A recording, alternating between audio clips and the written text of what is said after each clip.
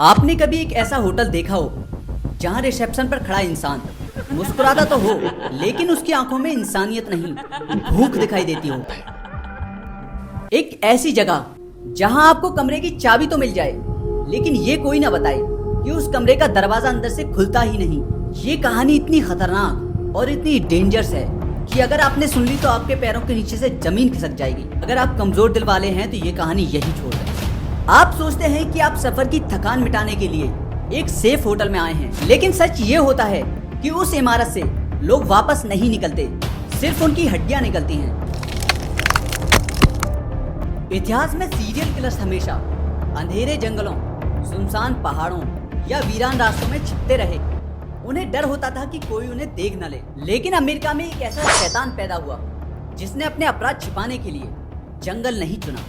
उसने शहर के बीचों बीच हजारों लोगों की भीड़ के सामने एक 3 मंजिला मौत का महल खड़ा कर दिया। अगर आपको ऐसा लगता है कि शैतान डरावना दिखता होगा तो शायद आप गलत हैं, क्योंकि इतिहास का ये सबसे खतरनाक इंसान बेहद सभ्य दिखता था, महंगे सूट पहनता था, फर्राटेदार इंग्लिश बोलता था और उसकी नीली आंखों में एक ऐसा भरोसा था कि लोग खुद उसके जाल में चले जाते थे। लेकिन उन आंखों के पीछे छिपा था एक ऐसा दिमाग जो इंसानों को इंसान नहीं, एक्सपेरिमेंट समझता था।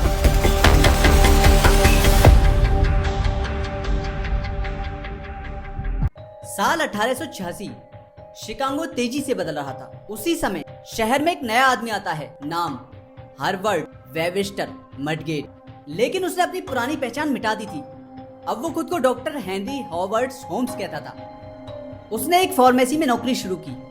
कुछ ही महीने में दुकान की असली मालकिन अचानक गायब हो गई। लोगों ने पूछा तो होम्स ने मुस्कुराकर कहा वो शहर छोड़कर चली गई हैं। और लोगों ने उसकी बात मान भी ली। किसी को अंदाजा भी नहीं था कि यही उसकी पहली शिकार थी। लेकिन असली खेल अभी शुरू होना बाकी था। 1893 में शिकागो में होने वाला था वर्ल्ड फेमस वर्ल्ड फेयर। दुनिया भर से लाखों लोग आने वाले थे, अमीर बिजनेसमैन, ट्रैवलर और अकेली जवान लड़कियां जो पहली बार घर से दूर निकली थी। होम्स ने इसी भीड़ में अपना मौका देखा। उसने सोचा अगर इतने लोगों में से कुछ लोग गायब हो जाएं, तो कौन नोटिस करेगा। फिर उसने एक बहुत बड़ी इमारत बनानी शुरू की। नीचे दुकानें और ऊपर होटल और अखबारों में एडवर्टाइजमेंट छपे। सबसे सेफ जगह, वर्ल्ड फेयर के सबसे करीब होटल। लोग भरोसा करते गए। उन्हें पता भी नहीं था कि वो होटल नहीं बल्कि एक ट्रैप में फंस रहे हैं। उस इमारत का निर्माण अपने आप में एक रहस्य था। होम्स बार बार मजदूर बदल देता था।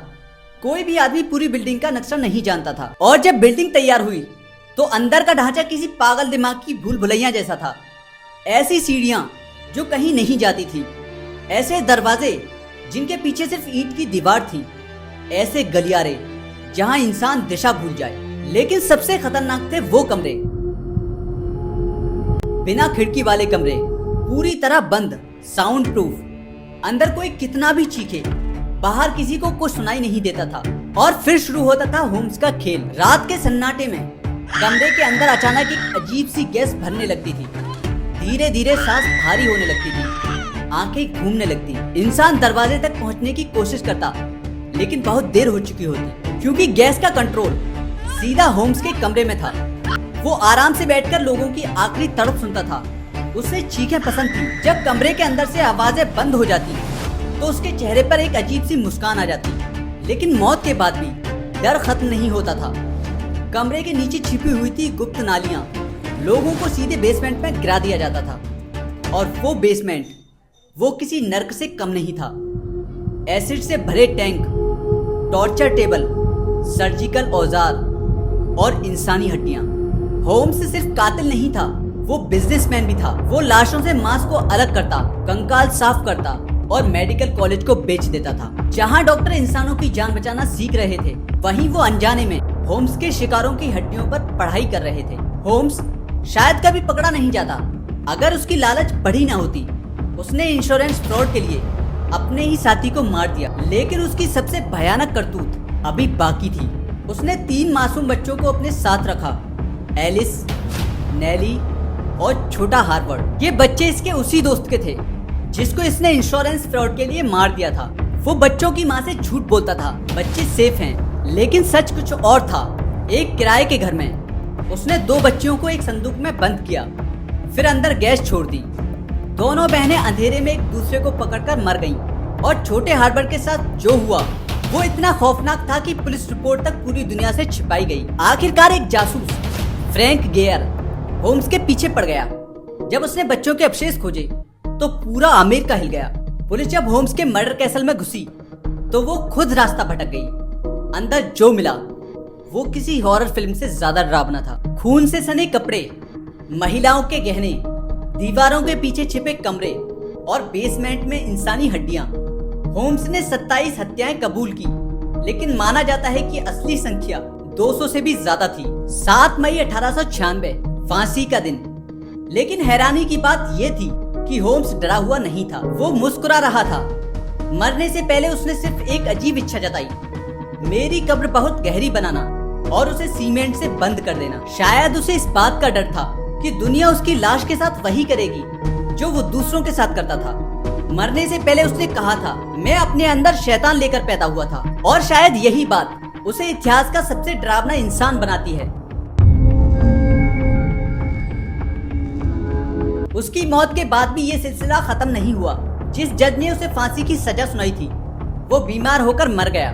जिस पादरी ने उसकी आखिरी प्रेयर पढ़ी थी उसकी रहस्यमयी तरीके से मौत हो जाती है, और जिस कंपनी ने उसका बीमा किया उसमें आग लग गई और उसका मर्डर कैसल भी जलकर खाक हो गया।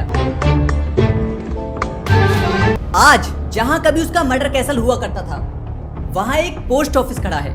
लोग रोज वहां जाते हैं, हंसते हैं, चिट्ठियां भेजते हैं, बिना ये जाने कि उनके पैरों के नीचे कभी चीखें दफन की गई थी। और कहते हैं आज भी वहां रात के समय कभी कभी दीवारों से खरोंचने की आवाजें आती हैं, जैसे कोई अब भी बाहर निकलने की कोशिश कर रहा हो। ऐसी ही डार्क कहानियों के लिए हमारे चैनल को सब्सक्राइब करना बिल्कुल न भूलें। फुल वीडियो का लिंक डिस्क्रिप्शन में है, चैनल पर जाकर पूरी वीडियो देखें।